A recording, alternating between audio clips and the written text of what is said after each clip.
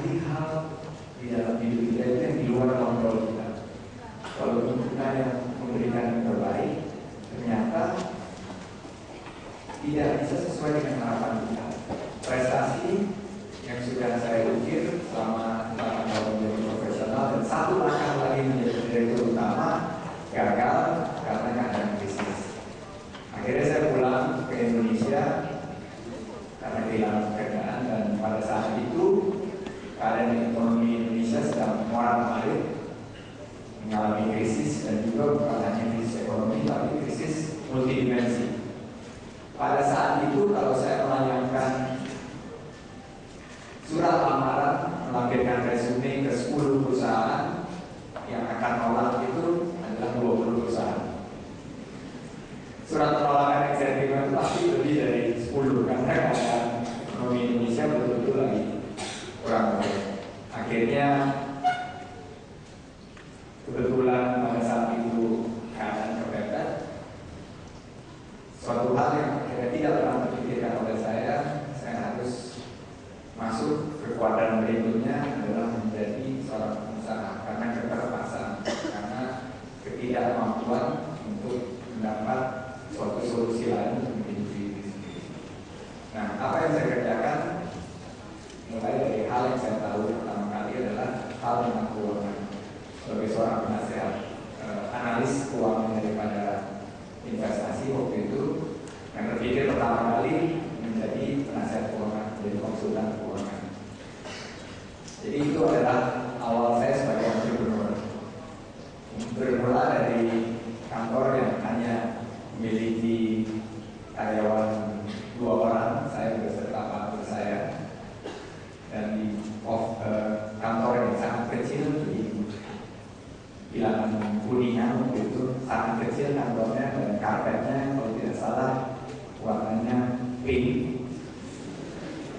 Kantornya lebih kecil dari panggung ini, jadi kalau masuk itu menjadi meeting room, menjadi ruang kerja dan sekaligus pantry, dan banyak acaranya. Saya tanya sama partner saya, kenapa banyak acaranya? Iya, ini kantor bekas modeling agency gitu.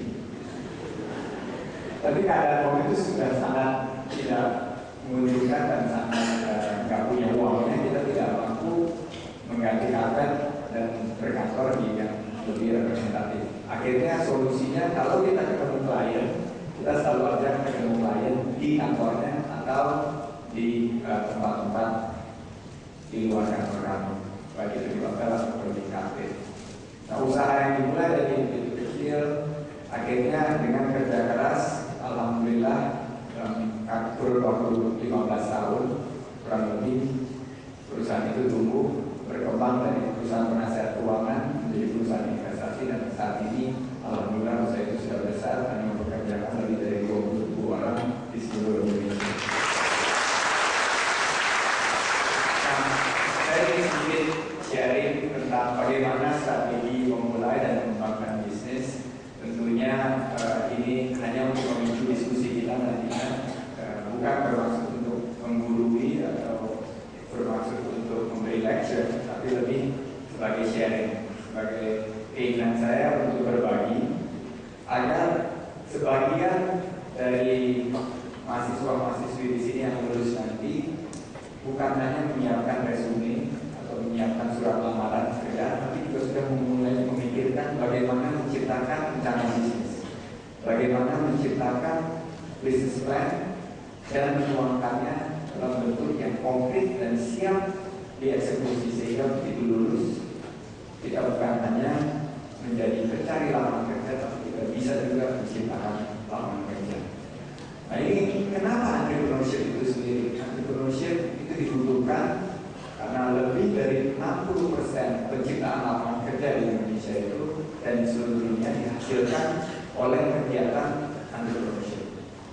Entrepreneurship itu adalah semangat, entrepreneurship itu adalah mindset, entrepreneurship itu adalah paradigma yang penuh dengan kerja keras, pantang menyerah, tidak pernah putus asa, selalu thinking outside the box, dan selalu melihat solusi dan melihat peluang di dalam suatu kesulitan. Ini yang disebut sebagai entrepreneurship. Saya waktu sekolah tidak memiliki kesempatan seperti ini, hadir di sesi-sesi sharing entrepreneurship. Karena saya waktu berfokus hanya ingin menjadi profesional. Saya menjadi entrepreneurship itu karena terpaksa, karena kecelakaan. Saya tidak ingin ke depannya itu entrepreneurship yang dilahirkan itu justru dari kecelakaan. Saya berharap dan saya bermimpi dan saya menantang teman-teman mahasiswa-mahasiswa di sini bahwa entrepreneurship Indonesia ke depan itu harus melalui proses desain. Siapa yang bertanggung jawab? Yang bertanggung jawab adalah akademisi dan universitas untuk menciptakan entrepreneur Indonesia yang sanggup membawa Indonesia menjadi ekonomi terbesar di dunia. Mengapa takut memulai usaha? Ini rata-rata banyak hal-hal yang menjadi kendala, menjadi hambatan dalam memulai usaha. Yang paling pertama, nggak ada modal. Itu selalu yang disebutkan, tidak ada modal. Kedua, takut rugi. Takut rugi, takut tertipu, takut bangkrut. Intinya kalau kita sebutkan adalah takut menghadapi resiko. Suatu resiko itu ada dalam kehidupan kita setiap kita melakukan apapun juga. Kita menyeberang jalan juga ada resiko. Setiap kita mengambil keputusan pasti ada resiko. Jangan berharap kita tidak bisa hidup tanpa mengambil resiko. Saya yang berharap bahwa dengan menjadi profesional itu dengan kerja keras saya bisa mendapatkan gaji setiap bulan. Karena itu tidak begitu. Resiko juga ada. Kita ternyata tidak pernah memikirkan bahwa resiko di PHK itu ada. Jadi kita harus buang suatu pandangan bahwa lebih baik aman-aman saja. Tidak ada yang aman. Di dunia itu semua penuh dengan tantangan, semua penuh dengan perubahan, semua penuh dengan dinamisme. Jadi kita harus ambil dan jangan takut menghadapi risiko tersebut. Menumbuhkan jiwa entrepreneurship itu sebetulnya yang pertama adalah merubah mental, merubah paradigma kita, merubah mindset kita agar berani mengambil keputusan, berani mengambil risiko, berani mengambil alternatif, berani menciptakan solusi yang kreatif. Kuncinya inovasi. Kita juga harus bisa merubah paradigma dan mindset.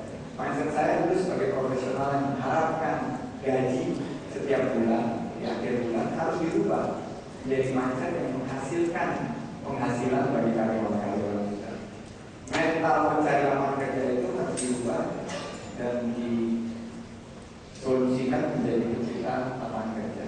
Dan jangan pernah persepsi tentang utang itu mengganggu menjadi usaha, karena hampir semua usaha yang sukses itu didanai oleh pinjaman. Di sini ada Bank Mandiri dan Bank Mandiri punya program wirausaha mandiri yang juga kami dukung.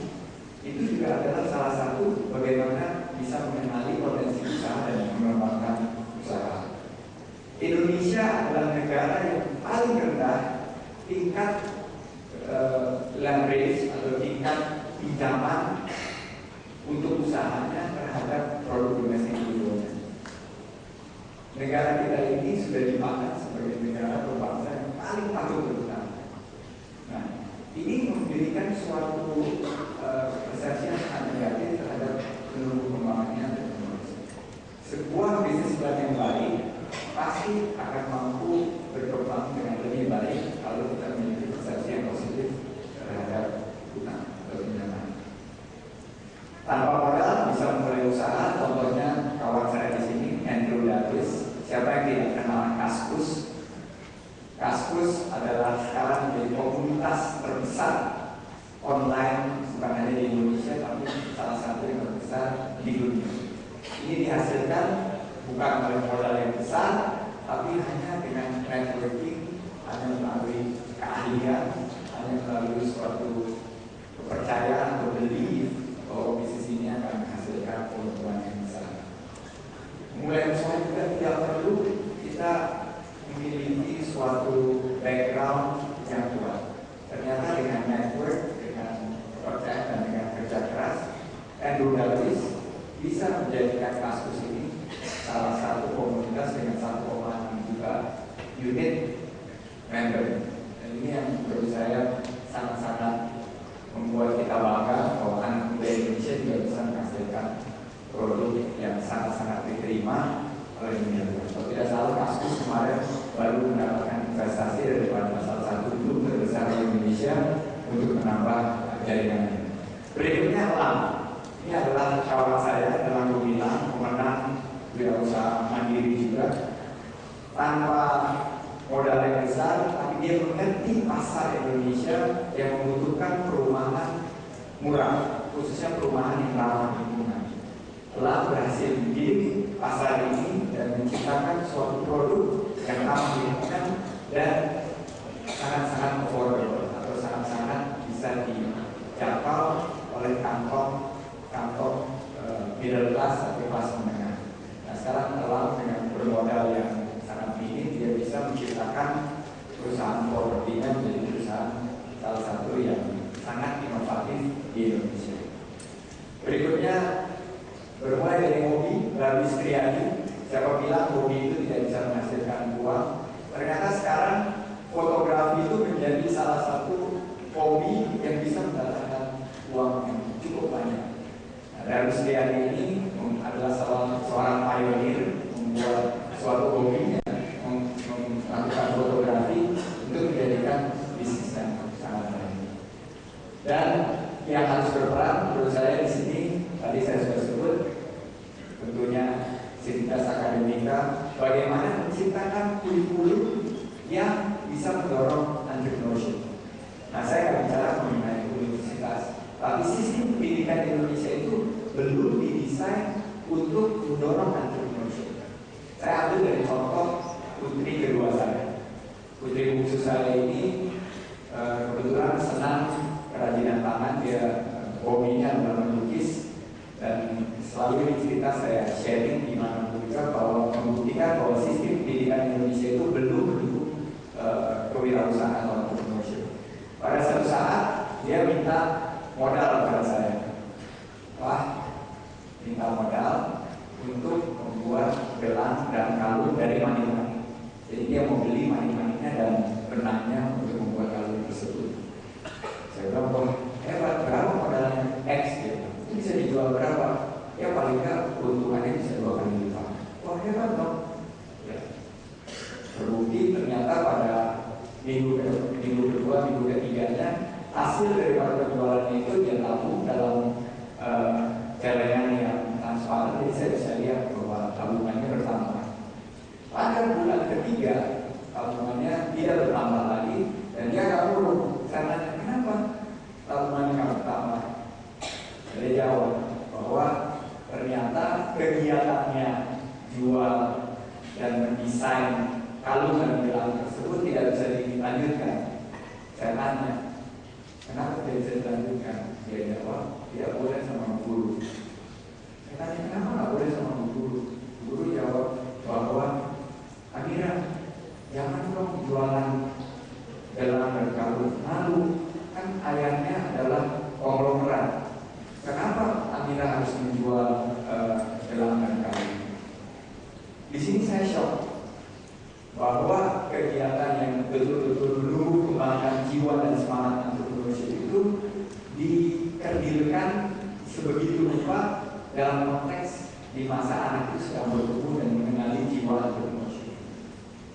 Mestinya jiwa dan keinginan untuk berkreasi dan melakukan aktivitas entrepreneurship seperti itu diberikan di waktu itu dia masih SD, diberikan sarana seperti bazar, seperti kegiatan yang mendukung.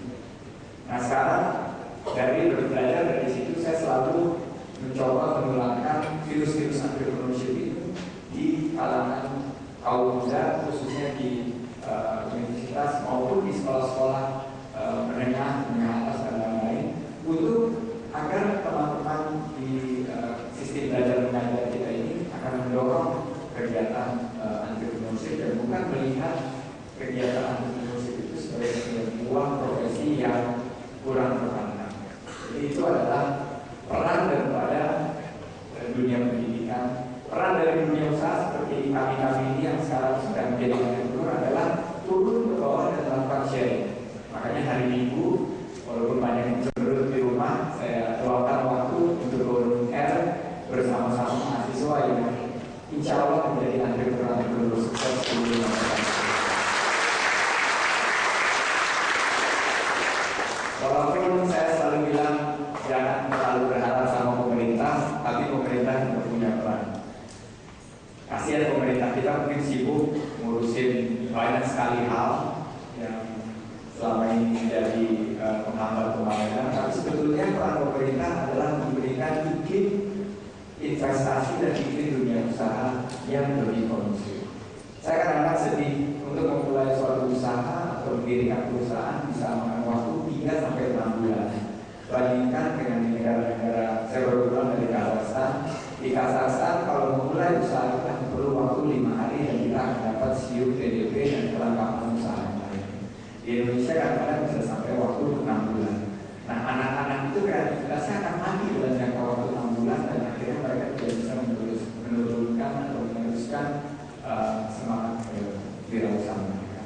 Jadi saya berharap sesi ini bisa membangkitkan semangat daripada teman-teman di sini, motivasinya juga bisa kita rasakan, giroh keinginan menjadi pengusaha. Saya ingin menantang dengan memberikan penutupan dari Bung Karno. Bung Karno menyatakan semangat motivasinya bahwa kami menggelorakan langit, kami menggoyahkan daratan, kami menggelorakan samudera, karena kami bukan bangsa negeri, kami bukan bangsa tuli, kami bangsa yang bekerja keras, kami bangsa Indonesia yang sanggup menjadi ekonomi terbesar di dunia. Saya menangkap dengan bantuan semuanya, paling tidak ada 10 dan 15 yang lebih sukses dari seorang Sandiaga Salahuddin Uno di Masjid Al-Azhar. Amin. Terima kasih Roni dan terima kasih kepada Vin apa tuh? Saya ini nggak punya Vin gitu. Nanti minta satu ya. Selamat pertama-tama udah mulai usaha selama 3 tahun. Tapi menurut saya 3 tahun itu adalah masa honeymoon. Jadi waktu kita memulai usaha itu ada semacam periode yang kita sebut sebagai sweet honeymoon. Karena rata-rata di usaha mulai dari 0 sampai tahun ketiga itu kita masih mungkin lagi semangat-semangatnya, dan kadang-kadang banyak sekali tantangan itu dimulai dihadapi itu di tahun-tahun selanjutnya. Nah, jadi saya berharap waktu saya memulai usaha itu justru nggak memiliki kesempatan honeymoon itu selama 3 tahun. Waktu saya memulai usaha itu posisi sedang krisis, kami nggak punya pilihan lain selain memulai usaha. Kebetulan juga bisnis lagi susah di Indonesia. Saya beruntung ada satu pengusaha, kebetulan pengusaha berasal dari Surabaya ya. Perusahaannya namanya PT Jawa Post Group. PT Jawa Post Group itu yang pertama kali memberikan kepercayaan kepada kami untuk memberikan kesempatan kami menawarkan jasa sebagai konsultan keuangan. Saya ingat sekali waktu itu mereka lagi membangun properti di kawasan utara Surabaya, dan pada saat itu penjualannya belum meningkat, tapi hutangnya sudah mulai jatuh tempo. Jadi saya waktu itu alhamdulillah berhasil meyakinkan perbankan untuk merestrukturisasi hutang tersebut, dan akhirnya fee pertama saya dari Pak Dahlan itu sampai sekarang saya masih simpan, saya masih bingkai itu invoice-nya untuk mengingatkan saya kalau saya lagi sentimental atau lagi down itu saya lihat invoice atau tagihan kami di Jawa Post itu ikut mengangkat semangat saya atau mengingatkan kami kepada masa-masa awal suksesnya usaha. Nah, memang usaha itu nggak pernah konstan, selalu ada perubahan.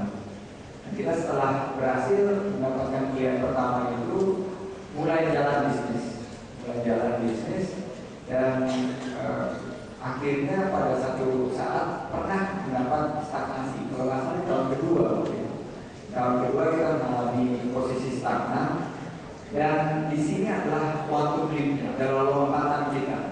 Pada waktu salah satu daripada klien kita tagih, dan beliau mengatakan, wah kita belum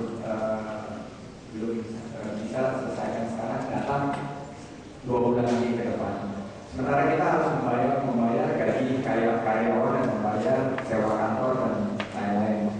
Nah, pada saat 2 bulan saya datangi lagi, dia bilang, oh kita cash flow ini belum match, datang 1 bulan lagi, udah sampai 3 bulan.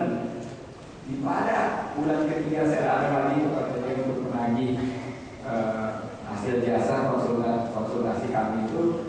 Jawabannya begini, kebetulan keadaan keuangan perusahaan belum, padahal saya tahu restrukturisasi yang kami sudah laksanakan itu cukup sukses. Tapi dia tawarannya seperti ini, saya ingin tawar fee yang kalian charge itu, saya ingin tawar 30%, dan akan dibayar dalam bentuk, yaitu kita ada setumpuk stationery, dan ada 2 mobil bekas di parkiran, itu mobil yang diproses, dan ada setumpuk saham. Setumpuk saham yang waktu itu nilainya tidak ada gitu di pasar modal Indonesia gitu. Nah kita waktu itu bilang, waduh, sudah ditawar fee-nya, terus dibayarnya pakai stationery, pakai alat tulis kantor, terus dikasih mobil bekas yang nilainya sudah jatuh, dan sahamnya waktu itu nilainya ya saham-saham yang nilainya di bawah Rp50 waktu itu. Nah, saya pikir daripada saya mesti berbulan dan akhirnya menjadi perseteruan dengan pengusaha tersebut, akhirnya kita terima. Ya sudahlah, kita terima. Stationery kita pakai sendiri, mobil bekasnya dijual untuk bayar gaji kantor, sahamnya itu kita beli. Nah ternyata setelah 6 bulan kami kita masukin lagi.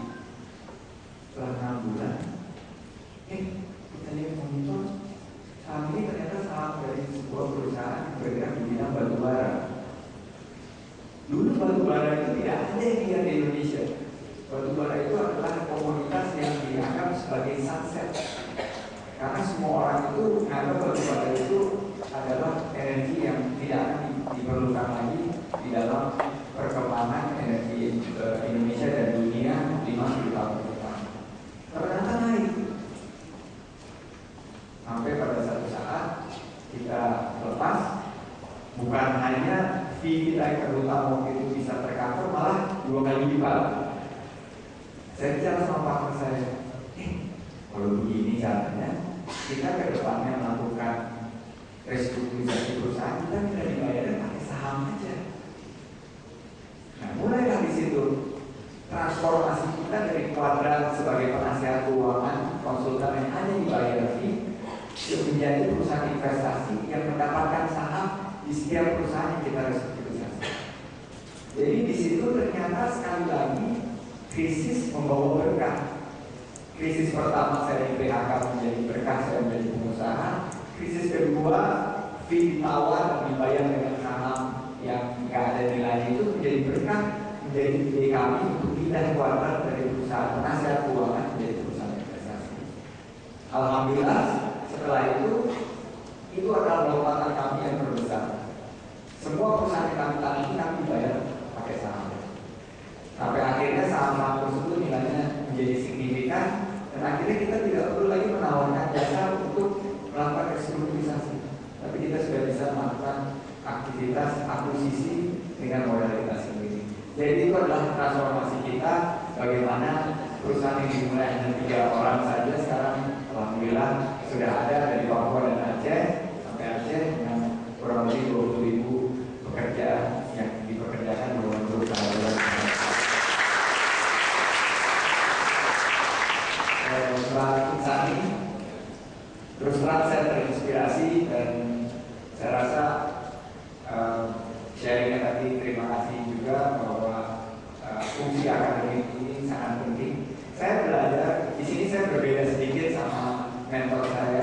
senior saya, Om Salino.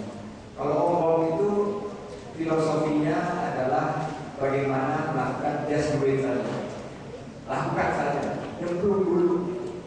Saya justru berbalik, saya menganut suatu paham entrepreneurship bahwa entrepreneurship itu harus by design, harus dilahirkan melalui proses akademis, harus dipelajari, harus dilakukan suatu analisa yang mendalam sebelum kita melakukan suatu usaha.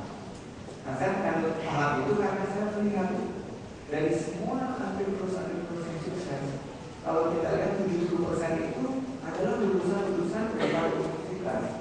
Ada beberapa dropout yang betul-betul menonjol seperti Bill Gates dan lain-lain, tapi mereka itu ada fungsi dan belajar melalui fungsi akademisnya. Dan di situ saya belajar bahwa cara yang paling subur menumbuh kembangkan entrepreneurship itu adalah di universitas melalui kerjasama dengan universitas. Jadi fungsi tentunya universitas dan akademia sangat besar untuk menghasilkan entrepreneur. Saya tadi sudah cerita sedikit mengenai cash flow. Kalau job quotient, menurut saya itu sebuah perusahaan yang sukses itu didefinisikan oleh people, oleh orang-orangnya. Jadi definisi daripada kesuksesan itu nggak pernah ada one man show, nggak pernah ada seperti one man show, tapi adalah bantuan daripada seluruh timnya. Karena kita bisa sukses itu bukan karena kita sendiri, tapi karena kita. Salah satu kesuksesan grup kami juga adalah kemampuan kami untuk meng-attract atau menarik talenta-talenta yang terbaik yang dimiliki oleh bangsa ini. Kebetulan saya punya pengalaman di grup Astra, dan saya lihat Astra adalah salah satu perusahaan yang sangat komit meningkatkan job quotient-nya dan meningkatkan human capital-nya. Jadi mudah-mudahan mungkin bisa sharing dengan mengenai Mas Simatupang tadi mengenai Mandala.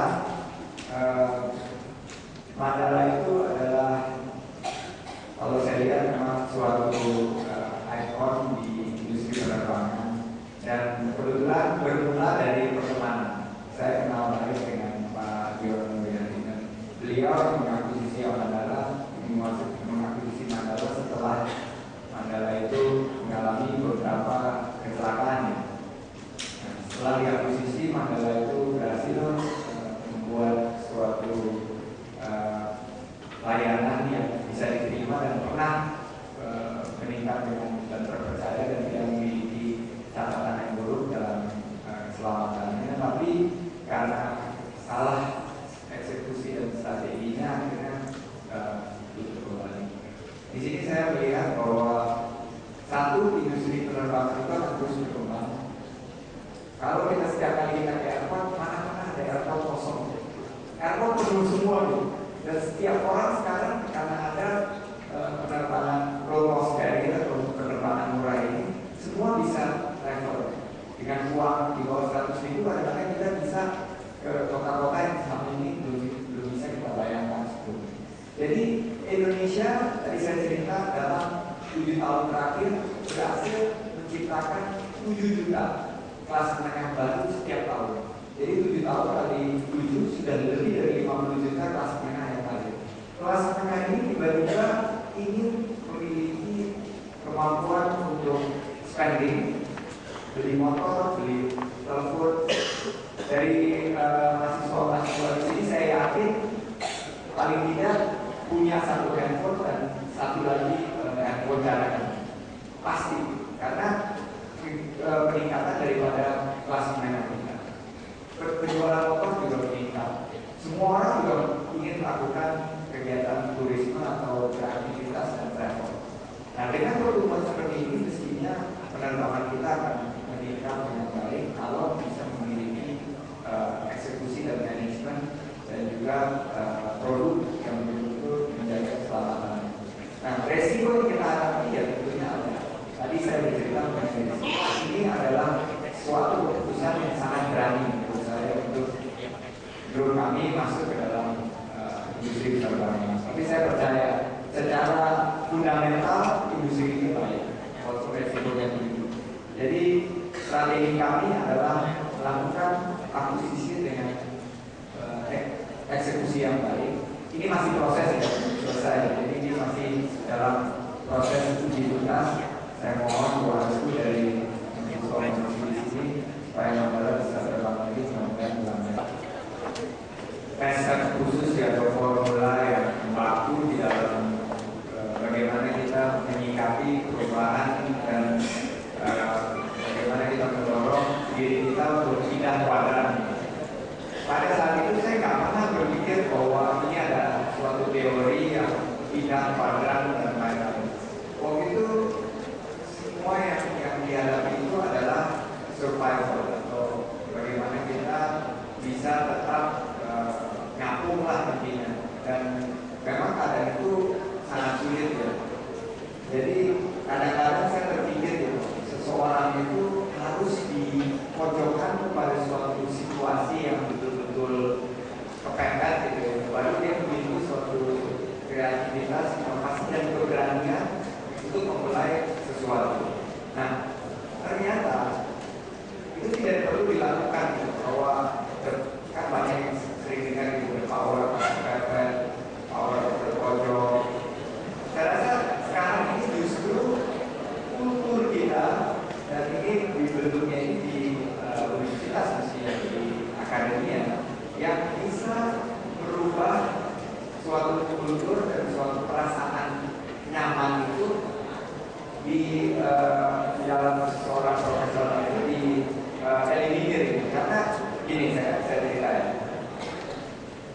zona nyaman itu hanya di industri, zona nyaman itu tidak ada.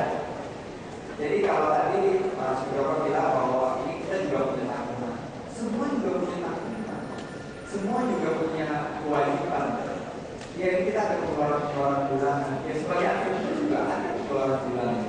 Nah, bagaimana caranya kita mengelola tanggungan-tanggungan tersebut dan menjadikannya ini sebagai suatu pemicu kita untuk masuk menjadi utama. How to change?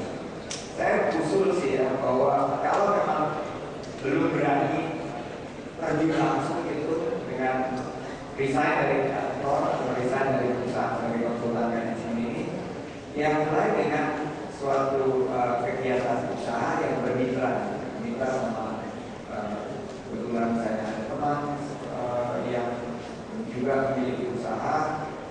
Mungkin kita nggak harus memulainya sendiri, tapi bisa memulai sebagian pendataannya, dan dari keahlian Mas sebagai konsultan manajemen bisa memberikan kontribusi. Saya juga mulainya seperti itu. Dulu saya ahli keuangan. Apa yang saya tawarkan kepada perusahaan saya adalah keahlian saya menginvestasi perusahaan, keahlian saya investasi. Awalnya susah sekali. Pada satu saat saya ingat banget, order lagi kurang, terus kebetulan banyak klien yang belum dapat, masih proses dan lain-lain. Mau berangkat kantor itu setiap kali, ya saya kan selama di luar negeri dan lama menjadi profesional yang mandiri. Begitu pulang ke Jakarta dari Singapura itu rasanya malu gitu tinggal di rumah orang tua lagi. Pertama kali baru 13 tahun itu setelah lama di luar negeri, saya pulang tinggal di rumah orang tua gitu. Dan karena dulu selama 13 tahun itu karena saya dapat beasiswa minta sampo dari orang tua.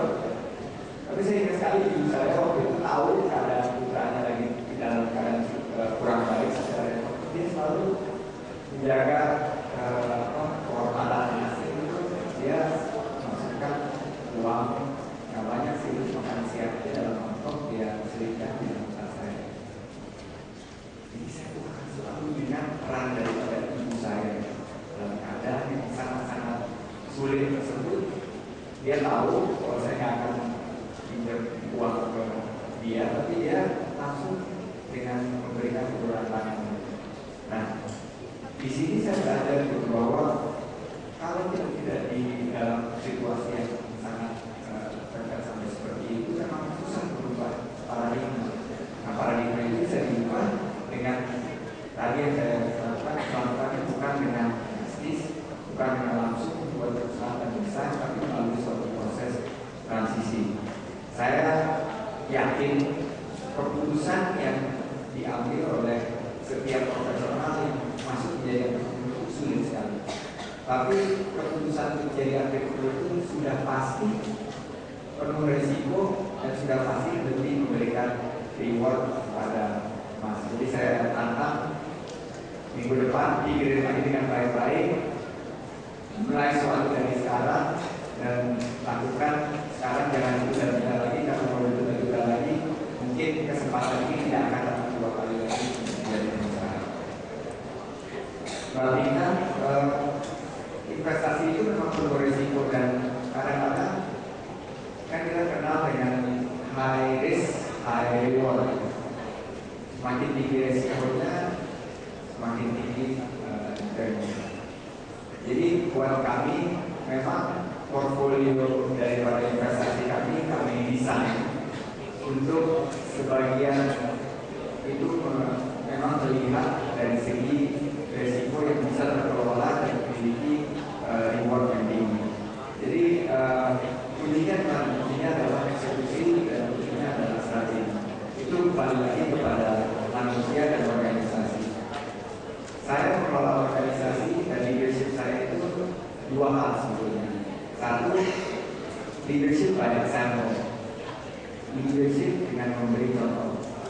Saya itu bukan profesional. Sampai hari ini saya adalah salah satu orang yang paling pertama dari kantor. Saya memberi contoh kepada teman-teman saya, kepada karyawan, kepada staf saya bahwa to lead is to not only talk the talk, tapi walk the talk. Buktikan, berikan contoh kepada orang. Dengan ini mereka melihat ternyata kalau saya itu juga bekerja keras. Mereka tidak hanya memberikan instruksi menjadi bos dan lain-lain, tapi juga mampu memberikan contoh yang lain.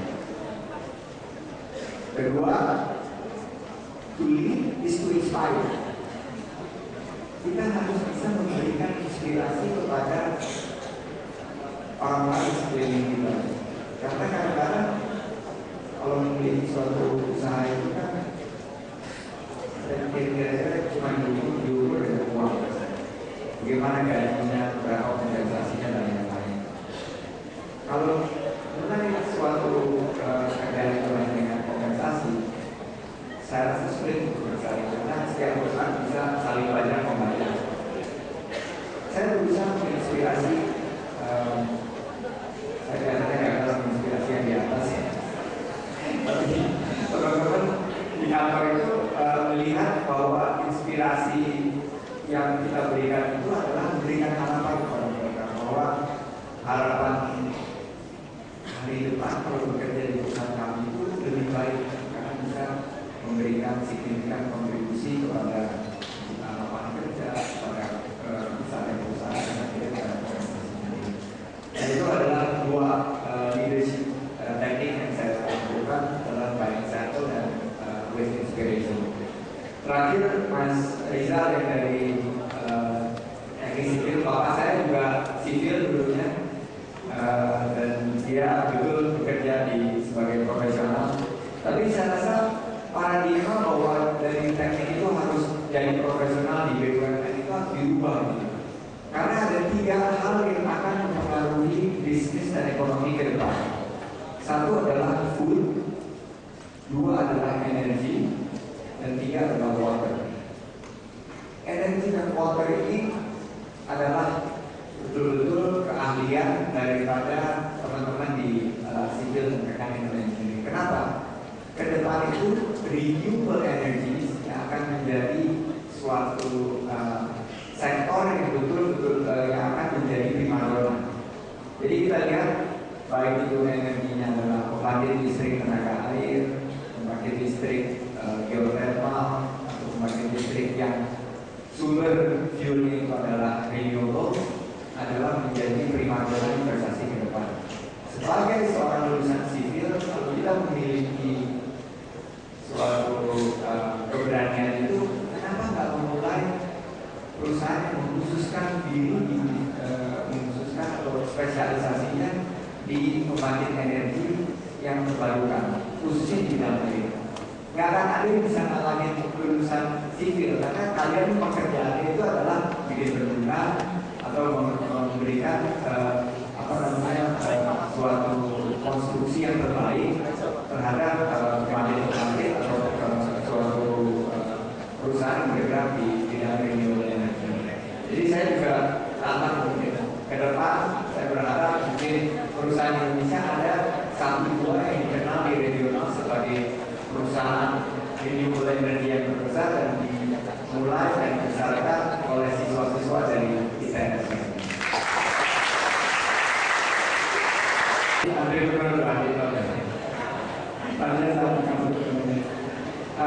Pertama, Auli self-motivated itu memang ideal dan optimal kalau kita miliki, tapi saya percaya konsep mentorship.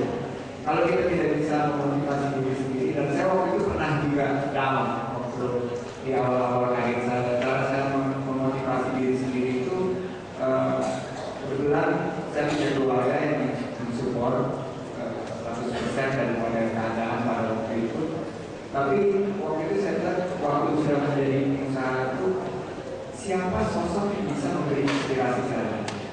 Nah waktu itu beruntung saya kenal dengan sosok William Surya. Dia di Astra, dan dari situ saya mendapatkan motivasi. Self motivation itu didapat setelah kita bisa menemukan kiat-kiat kita dan kedisiplinan. Kalau disiplin itu saya belajar dari ibu saya, kebetulan ibu saya guru. Jadi kalau anaknya guru pasti tahu lah bahwa 6-8 sudah harus masuk ke kamar belajar, nilai jelek itu dimarahin bisa sampai 2-3 minggu, dan saya sempat malu juga kadang-kadang waktu bawa teman pulang sekolah ke kelas sekolah, saya bawa teman ke rumah, tiba-tiba di pintu depan rumah saya tuh nilai-nilai ulang saya yang nilai jelek itu ditempel sama ibu saya, dipermalukan di depan teman-teman saya gitu. Jadi disiplin itu dari awal dicanangkan oleh ibu saya dan kita melekat itu. Sampai sekarang contohnya misalnya olahraga itu saya sampai sekarang itu disiplin berolahraga tiap hari itu yang berangkat dari disiplin mobility sedikit kecil. Nah ini kebetulan bisa menemukannya sendiri, tapi kalau self motivation kita lagi sulit, carilah mentor. Nah tugasnya akademia, tugasnya universitas adalah menciptakan suatu komunitas mentor. Dari perusahaan-perusahaan sukses di Jawa Timur, di Surabaya ini, sistem mentorship ini perlu dikembangkan, dan sehingga niat dan semangat teman-teman untuk menjadi akademisi itu bisa dikoneksikan kepada mentor. Kebetulan teman-teman ini ada di sini, mana teman-teman ini? Coba diperkenalkan, ini Mas Agung dan teman-teman ini. Ini dimana perusahaan Indonesia muda-muda tapi sudah sukses menjadi pengusaha, mereka akan siap menjadi mentor daripada rekan-rekan mahasiswa di sini yang ingin mencoba memulai dan membangun usaha. Gunakanlah mentorship itu untuk memotivasi diri kita sendiri. Pak Wilson, dunia bisnis kejam sekali.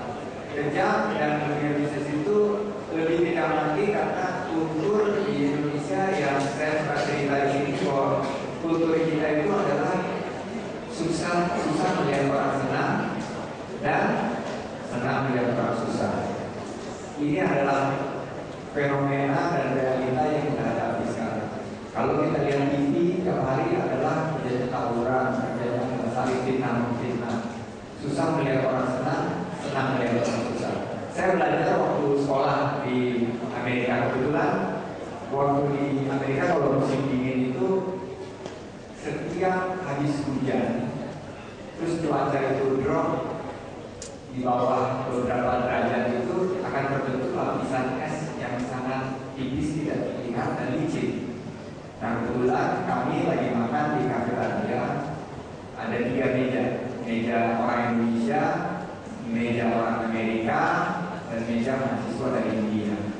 Kebetulan teman sekampus saya di asrama itu lagi turun, namanya Louis.